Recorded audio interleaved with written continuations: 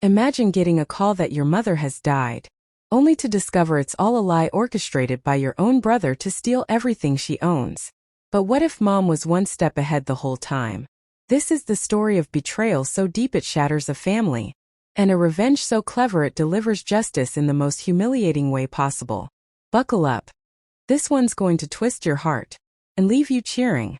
If you've ever felt the sting of family betrayal, that gut-wrenching pain of being stabbed in the back by someone who should have your back, or if you've daydreamed about the perfect comeback that exposes their lies and makes them regret everything, hit that like button right now. Subscribe for more epic revenge tales that hit right in the feels, and drop your own story in the comments. Has family greed ever torn your world apart? Tell me below. This story might just give you the closure you need. Let's dive in. The call came at 6:47 a.m. on a Tuesday morning. I was already awake, nursing my second cup of coffee, the bitter steam rising like a fog in my quiet kitchen, and watching the snow fall outside my window in Toronto. Flakes clung to the glass, muffling the world outside. But nothing could muffle the dread that hit when my phone buzzed. The number showed my brother's name, Glenn. We hadn't spoken in 3 weeks. Not since our last tense visit to mom's nursing home, where the air smelled of antiseptic and unspoken resentments. Douglas. His voice had that false solemnity that immediately put me on edge, like nails on a chalkboard. My stomach twisted. I have some difficult news. Mom passed away last night, peacefully in her sleep. I set down my coffee mug, my hand suddenly unsteady, the ceramic clinking against the table like a distant alarm. What? When? I stammered, my voice cracking. I was just planning to visit her today. The funeral is Friday, he continued, cutting me off like I was an inconvenience. His tone shifted, becoming almost businesslike, cold and calculated. I've already made the arrangements. Oh, and Douglas, about mom's estate. The will is very clear. Everything goes to me. The house, the cottage in Muskoka, her investments, all of it. You get nothing. Don't even think about contesting it. Then he hung up. Just like that. No click of sympathy, no shared grief. I stood there in my kitchen, staring at the phone in disbelief, the screen going dark like my world. My mother dead? Just like that? And Glenn's first priority was to inform me I was getting nothing. Not, I'm sorry, not, she went peacefully, but a threat not to contest the will. My chest tightened, a mix of shock and rage bubbling up. Something was very, very wrong. I could feel it in my bones, like the chill seeping through the window. Let me back up. My name is Douglas Harrison. I'm 64 years old. A retired civil engineer who spent 40 years designing infrastructure across Ontario. Bridges that connected people, roads that led to better lives. But my own life? It had its cracks. My wife, Catherine, passed away 3 years ago from cancer. A slow erosion that left me hollow. We had one daughter, Emma, who's now 28 and working as a marine biologist in Vancouver, diving into oceans. While I tried not to drown in grief, after Catherine died, I threw myself into volunteering, building community gardens, fixing up old parks, and staying close to Mom. She'd been my rock through the grief, her steady presence like an anchor in a storm. My brother Glenn is 4 years younger, 58. We grew up close enough, playing hockey in the driveway of our old house in North York, the puck slapping against the garage door in rhythmic echoes of simpler times. But as adults we drifted. Glenn became a real estate agent, always chasing the next big deal with that flashy smile and expensive suits that screamed overcompensation. He married Patricia, had 2 kids, a boy and a girl, now teenagers. On the surface, everything looked fine. The suburban home, the family vacations posted on social media. But I'd noticed things over the years. Glenn was always stretching himself thin financially, his eyes darting when money came up in conversation. There were whispered talks at family dinners about investments that went south, about Patricia working double shifts as a nurse to keep them afloat, her weary sighs hidden behind polite smiles. The strain showed in the lines around Glenn's eyes, the way he'd pour another drink when no one was looking. Our mother, Helen Harrison, was 85 and had been sharp as a tack her entire life. A retired school teacher, she could still recite poetry from memory, lines from Shakespeare flowing like wine, and beat anyone at Scrabble, her laughter ringing out at every triple word score. She lived independently in her home in Richmond Hill, the place filled with the scent of fresh-baked scones and old books, until about 9 months ago. That's when Glenn convinced her she needed extra help. "Mom, you're not as steady as you used to be," he'd say, his voice smooth as silk. He suggested he become her power of attorney, just to manage bills and medical appointments. Mom was hesitant, her brow furrowing in that thoughtful way, but Glenn was persuasive. He was her baby boy after all, the one she'd always spoiled a little more. That's when everything changed. Within weeks of Glenn getting the POA, Mom was suddenly diagnosed with severe dementia. Glenn moved her into a nursing home, Maple Grove Care Center, saying she couldn't live alone anymore. The place smelled of overcooked meals and loneliness, fluorescent lights buzzing overhead. When I visited, I was shocked. My vibrant, witty mother sat in a chair, staring vacantly at the wall, her eyes glazed like frosted glass. She didn't recognize me. She barely spoke. When she did, it was confused, fragmented, words tumbling out like scattered puzzle pieces. My heart ached, a physical pain in my chest. Is this really possible? I'd asked her doctor, Dr. James Whitmore, my voice trembling. She was fine 2 months ago. Dementia can progress very rapidly in some cases, he said smoothly, his eyes not quite meeting mine. The cognitive decline in patients her age can be quite sudden, but it didn't sit right with me. Something about his polished demeanor felt off, like a bridge with hidden structural flaws.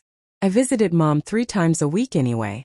Even when she didn't know who I was, I'd hold her hand, her skin paper thin but warm, and tell her about Emma's latest research dives, about the volunteer projects where I was laying foundations for community centers. The room was always dim, the beeps of medical equipment a constant reminder of her fragility. Glenn visited too, but less frequently. When he did, he always seemed rushed, always checking his watch with that impatient tap of his foot. His cologne would overpower the room, a sharp contrast to the sterile air. Now, standing in my kitchen with Glenn's words still ringing in my ears like a bad echo, I realized what I'd been too blind to see. This wasn't grief talking. This was greed. Pure, unfiltered greed. My fists clenched involuntarily, nails digging into palms. I had to act. I called Maple Grove Care Center immediately, my fingers fumbling the buttons. "I'm calling about my mother, Helen Harrison," I said when someone finally answered, my voice steady despite the storm inside. There was a pause on the line, papers shuffling in the background. "I'm sorry, Mr. Harrison, but I don't have any record of that. Let me check her room." My heart started pounding, a drumbeat in my ears. A few minutes later, the nurse came back. "Sir, your mother is fine. She's having breakfast right now. Is there some confusion?" I sat down heavily on the kitchen chair, the wood creaking under me. "Can you do me a favor? Don't tell anyone I called, especially not my brother." I hung up and immediately dialed my daughter. Emma answered on the 3rd ring, sounding worried, her voice laced with the ocean breeze from Vancouver. "Dad, it's barely 7 o'clock in the morning there. What's wrong? Your uncle just told me Grandma died, but she didn't. She's alive." "Emma, I think Glenn is trying to steal her estate." There was silence, then a sharp intake of breath. "Dad, that's elder abuse. That's fraud. What are you going to do?" "I don't know yet, but I need to figure this out fast." He said the funeral is Friday. That's 3 days from now. My mind raced, scenarios flashing like lightning. After talking to Emma, her words a lifeline of support, I spent the morning making calls. First, I contacted a lawyer I'd worked with before on a construction contract dispute, Robert Chun. His office smelled of leather-bound books and strong coffee. I explained the situation, my words tumbling out. "Douglas, this is serious," Robert said, leaning forward, his glasses reflecting the desk lamp. "If your brother has power of attorney and is misrepresenting your mother's condition or misappropriating her assets, we're talking about criminal charges. But you need evidence. Solid evidence." Next, I hired a private investigator, Sarah Mitchell. She came to my house that afternoon, a sharp woman in her mid-40s with gray streaking her dark hair, her notebook in hand like a weapon. "How long has your brother had POA?" she asked, her pen scratching paper. 9 months. Right after Mom supposedly developed dementia. "And before that, your mother was competent?" "Completely. She was volunteering at the library, playing bridge twice a week, her laughter filling the room. Sarah nodded, her eyes narrowing. I've seen cases like this. Give me 48 hours. I'll find out what's happening with your mother's finances. That evening, I drove to Maple Grove through the swirling snow, tires crunching on salted roads. I didn't tell them I was coming. When I got to Mom's room, she was sitting in her usual chair by the window, staring out at the darkening sky. Her gray hair was thin now, her face more lined than I remembered, etched with time's relentless hand. But something about her seemed different tonight. Less drugged, more present. The room felt heavier, the air thick with unspoken secrets. Mom, I said softly, pulling up a chair beside her, the fabric scraping the floor. She turned slowly, those familiar brown eyes meeting mine. There was something in them, recognition? Or was I imagining it, desperation painting illusions? It's me, Douglas, your son.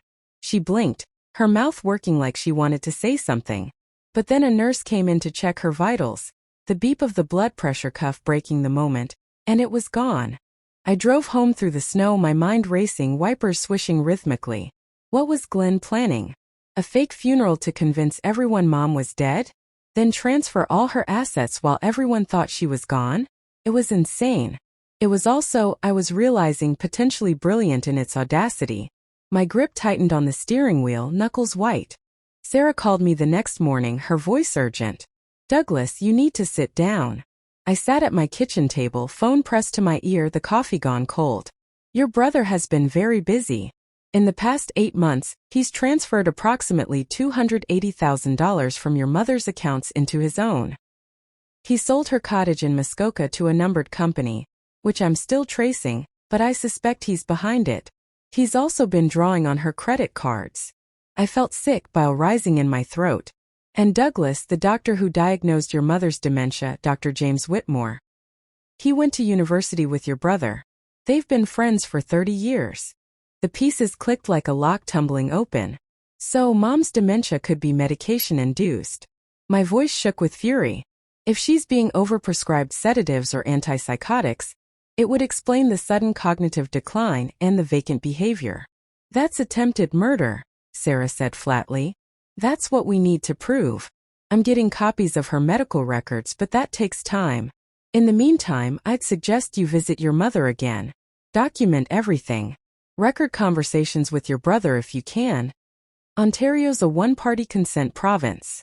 That afternoon, I was back at Maple Grove, my phone in my pocket, ready to record anything suspicious. The hallways echoed with distant coughs and wheelchair wheels. When I got to Mom's room, it was empty. A nurse I didn't recognize was changing the sheets, the crisp snap of fabric filling the air. Where's my mother? I asked, panic rising like a tide. Oh, Mr. Harrison, your brother took her out for a drive. He said she needed some air. My blood ran cold, a shiver down my spine. When? About an hour ago. I ran to the parking lot, snow crunching underfoot. But Glenn's black Mercedes was already gone. I tried calling him. No answer. I called 5 times, each ring mocking me. Nothing. Finally, 3 hours later, they returned. Glenn helped Mom out of the car, supporting her as she shuffled back to her room. She looked exhausted, confused, her steps faltering, face pale. Glenn saw me waiting in the hallway, his eyes narrowing. Douglas, he said, not even bothering to hide his annoyance, his jaw clenched. What are you doing here? You said Mom died yesterday. Yet here she is. My voice was low, controlled, but inside rage simmered. He had the audacity to laugh, a sharp, forced bark. Oh, that. Yeah. Sorry about the confusion. I meant to call you back. False alarm. Mom had a bad episode yesterday and I thought, well, these things happen with dementia. Where did you take her today? Just for a drive. She likes getting out. Really? Because she looks like she can barely stand. Back off, Douglas. His voice dropped, became harder, eyes flashing with warning. I'm her power of attorney. I make the decisions about her care, not you. You want to challenge that? Get a lawyer. He brushed past me, his shoulder bumping mine, helping Mom into her room. Through the doorway, I watched him settle her into her chair, speaking to her in a low voice I couldn't hear. His hand on her shoulder, possessive. Then he left, not even looking at me as he walked away. His footsteps echoing down the hall. I was about to leave when my phone buzzed. An unknown number. I almost ignored it, but something, a gut feeling, made me answer. Hello. Silence. Then a whisper. A woman's voice, faint and scratchy like wind through dry leaves. Douglas. Yes. Who is this? Douglas. It's me. I froze, the world narrowing to that voice. That couldn't be. Mom was right there in her room, and this call was coming from. I checked the screen. A blocked number. Douglas, listen carefully. I don't have much time. I need you to come to my room tonight. Late, after 10 o'clock. Make sure Glenn isn't here. And Douglas, don't tell anyone about this call. The line went dead. I stood in the parking lot, snow falling around me in silent drifts, staring at my phone like it had transformed into something alien. That was impossible. Mom couldn't have called me. She could barely string 2 words together. And yet that voice, even whispered and strained, had sounded like her. The real her, the sharp, clear-minded woman I'd known my entire life. The one who'd read me bedtime stories with perfect inflection. I waited in my car until after 10 p.m., watching the nursing home through the windshield, wipers occasionally clearing the snow. Glenn's Mercedes was long gone. The night shift was on, just a skeleton crew. The building's windows glowing like watchful eyes. I used my key code to enter through the side door. The beep soft in the quiet night, and made my way to Mom's room, heart pounding with every step. She was sitting up in bed, the lights low, casting long shadows. When I entered, she turned to look at me, and in the dim light, I saw her eyes, clear, focused, completely lucid. No fog, no vacancy. Just Mom. Close the door, she said in a normal voice. Not the confused mumble I'd heard for months. A normal, strong voice like the one that had scolded me for tracking mud into the house as a kid. I shut the door, my hands shaking, the click echoing. Mom, what? Sit down, sweetheart. We need to talk, and we don't have much time. I sat completely stunned, the chair creaking under me. Are you okay? What's happening? My mother, who I'd thought was lost in the fog of dementia, smiled at me. Actually smiled, with that wry expression I remembered from childhood when she'd caught me and Glenn sneaking cookies before dinner. Her eyes twinkling with mischief. I'm fine, Douglas. I've been fine this whole time. Her words hit like a wave, knocking the breath out of me. But the dementia, the diagnosis. You couldn't even recognize me. Because I was pretending. The room seemed to tilt, the walls closing in. Pretending. She reached over and took my hand. Her grip was firm, steady. Nothing like the weak, trembling hands I'd held for months. The ones that had felt like fragile bird bones. Douglas, I'm 85 years old. I've been thinking a lot about mortality, about what happens when I'm gone. And I realized I needed to know something. I needed to know which of my sons would actually take care of me. Not for my money, not for inheritance, but because they loved me. So you faked dementia to test us? My mind reeled, betrayal and admiration warring inside. When Glenn suggested becoming my power of attorney, I saw an opportunity. I agreed, but I also consulted my own lawyer, someone Glenn doesn't know about. I put most of my assets in an irrevocable trust weeks before Glenn got the POA. The accounts he has access to? I only left enough in them to see what he'd do. I couldn't process this, my thoughts a whirlwind. Mom, why didn't you tell me? Her eyes grew sad, shadows deepening the lines on her face. Because I had to test both of you. I had to see who would visit me when I couldn't give them anything back. Who would hold my hand even when I didn't know their name. Her voice softened, laced with regret. And Douglas, you came 3 times a week. You sat with me. You talked to me. Even when I acted like I had no idea who you were. Tears were running down my face now, hot tracks on my cheeks. Of course I came. You're my mother. I know that now. But Glenn. She shook her head, a sigh escaping. Glenn failed, Douglas. Worse than I ever imagined. I've been documenting everything. Every time he came to pressure me to sign papers. His voice rising in frustration. Every time he got angry when I played confused, slamming his fist on the table. Every time he took something from this room thinking I wouldn't notice, a watch, a ring. I have it all recorded. $280,000. I whispered. He took it from the accounts I left accessible. I've been letting him dig his own grave. Mom, he told me you were dead. He's planning a funeral for Friday. She nodded, her expression hardening. I know. He told me today during our drive, the car bumping over potholes, his hands gripping the wheel too tight. He said I was going to have an accident, that I'd pass away peacefully. He wanted me to agree to sign papers first, transferring everything, but I refused, played confused. He's running out of time and he knows it. This is insane. This is dangerous. We need to call the police right now. No, not yet. Her voice was firm, commanding. Robert Chun, your lawyer? He's been my lawyer too for the past month. We have a plan, but I need you to trust me, Douglas. Can you do that? I squeezed her hand, always. Over the next 2 days we set everything up. Robert brought in the police, but quietly, their badges glinting under low lights as we met in hushed tones. They agreed to let Mom's plan play out, to catch Glenn in the act with irrefutable evidence.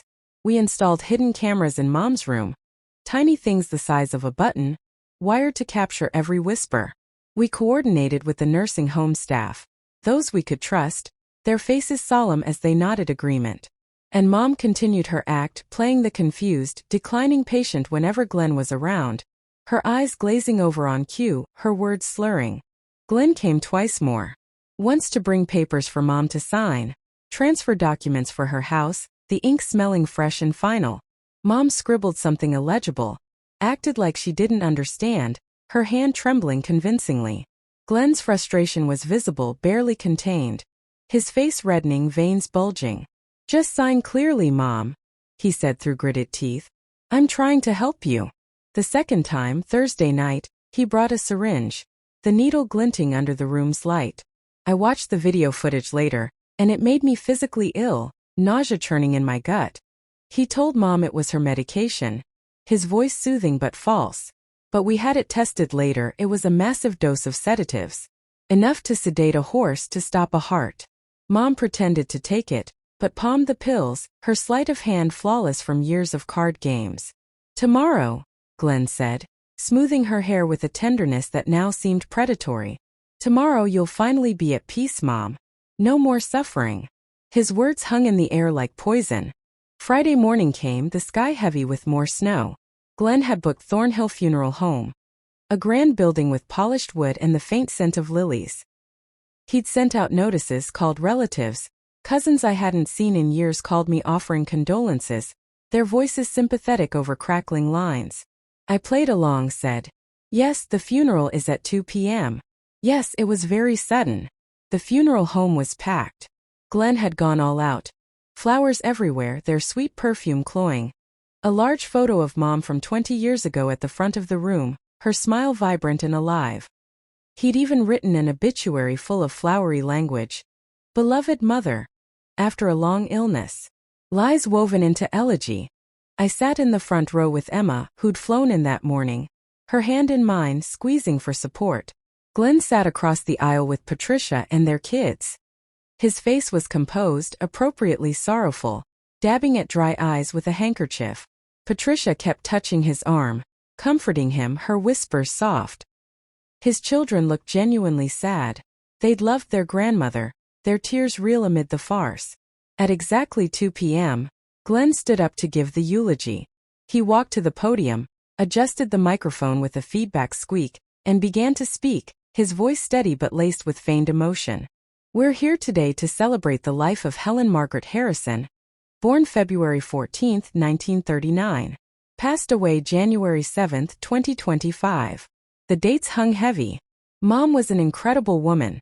A teacher who shaped young minds for 35 years. A mother who always put her children first. And in her final months she trusted me to care for her interests, manage her affairs, and ensure she was comfortable. He paused, his voice catching with emotion that I now knew was completely false. A performance for the crowd. Mom always loved me best, he continued, a smug undertone creeping in. She told me so many times. She knew I was the responsible one, the one who would take care of everything. She wanted me to have her house, her cottage, everything she'd worked for.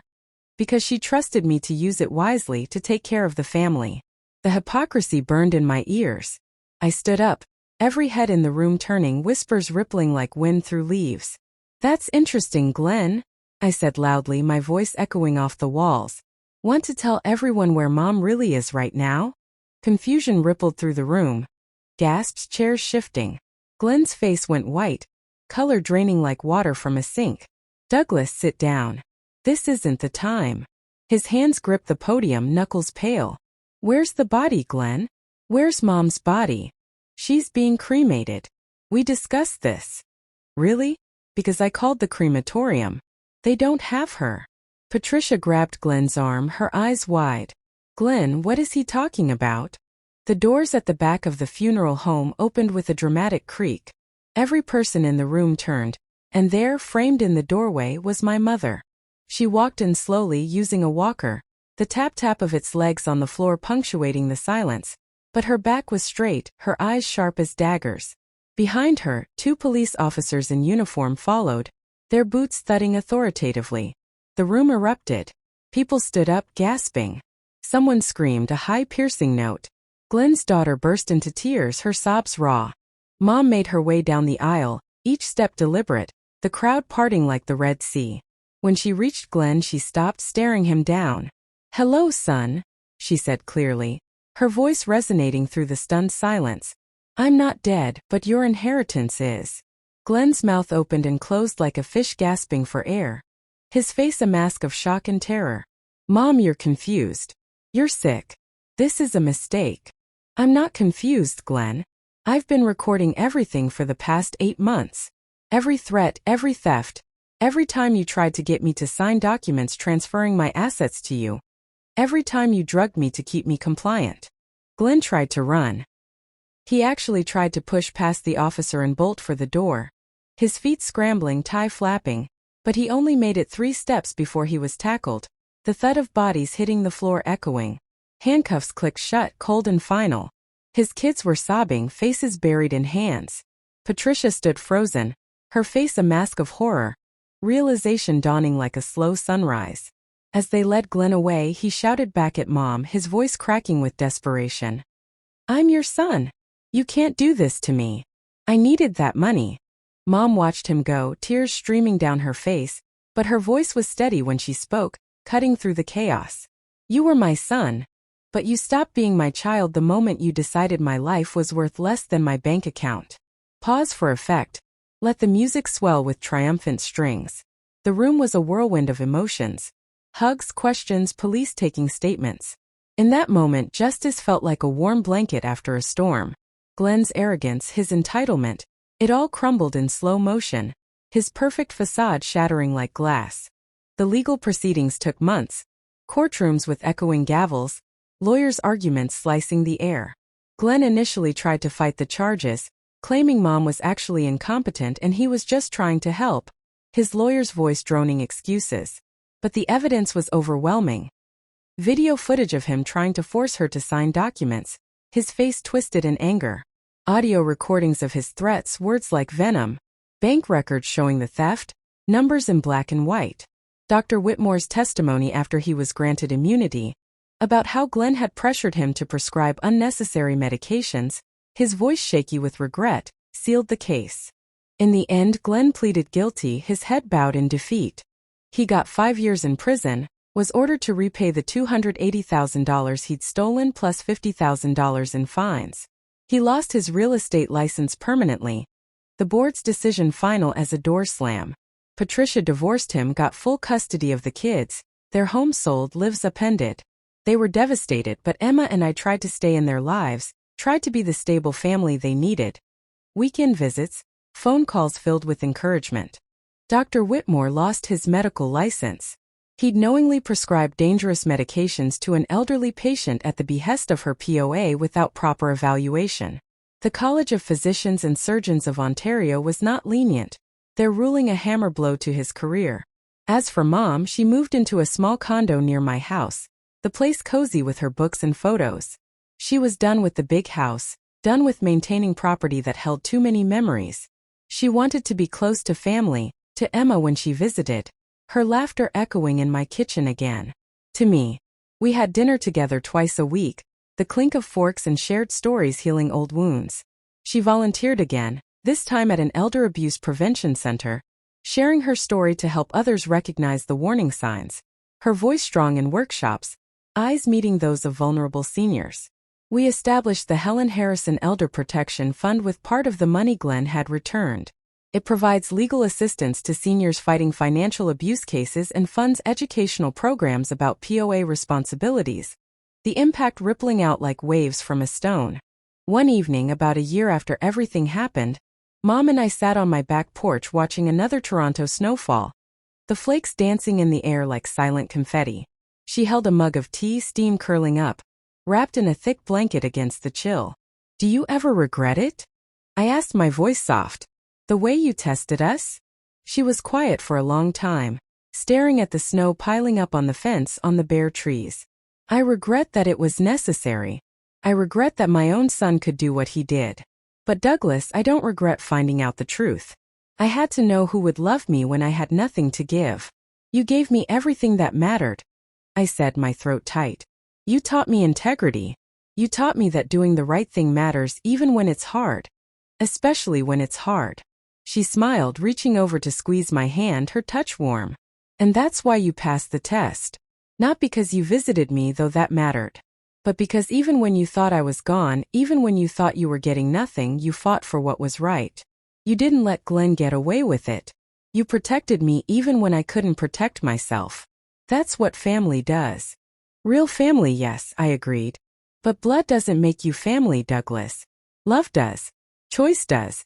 Showing up does. Glenn was my blood, but he stopped being family the moment he decided I was just an asset to liquidate." We sat in comfortable silence, watching the snow transform the world into something pure. Inside, I could hear my phone buzzing. Emma, probably calling from Vancouver for our weekly check-in. Her voice bright. Mom's lawyer, maybe with updates on the charitable fund. Life moving forward, scars fading but lessons etched deep. Mom looked at me, her eyes still sharp and clear. "You know what the saddest part is?" "What?" "If Glenn had just asked, if he'd just been honest about his financial problems, the debts piling up, the fear in his eyes, I would have helped him. Not with everything, not enabling poor choices, but I would have helped. Instead, he chose to steal. He chose to treat me like I was already dead. And that choice cost him everything." I didn't know what to say to that, so I just held her hand. This remarkable woman who taught me more about strength and dignity in the past year than in all the years before. She'd survived betrayal by her own son, orchestrated her own rescue with cunning precision, and came out the other side determined to help others, her spirit unbroken. That's the thing about family, the real kind. It's not about blood. It's not about inheritance. It's about showing up. It's about loving someone even when they can't give you anything back. It's about fighting for what's right, even when it means standing against your own brother. Glenn made his choices. He chose greed over love, his hands grasping for what wasn't his. He chose theft over integrity, the shadows of his actions now his prison. And he's paying the price, not just in prison time, but in the loss of his children's respect, their eyes avoiding his during visits, his wife gone, his career ashes, and his mother's love irrevocably shattered. As for me, I got something far more valuable than any inheritance.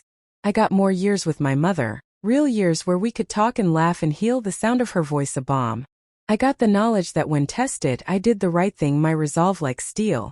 And I got the chance to be part of something bigger, helping other families avoid what we went through, the fund's impact growing, stories saved. Blood doesn't excuse betrayal. True family protects the vulnerable.